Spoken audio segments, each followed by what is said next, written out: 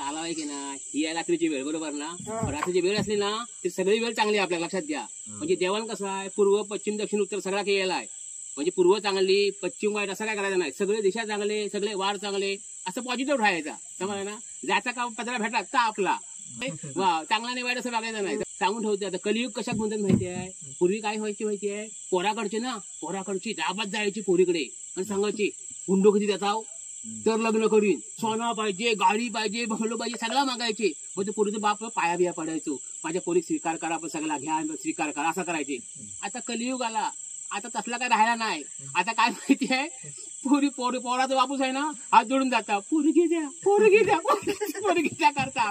सोना नको, काय नको, फक्त पोरगी द्या असा आहे. म्हणजे पहिली सासू आहे ना काय सांगायची माहितीये, सून भेटली की ती असा करीन तसा करीन, शिस्त लावीन.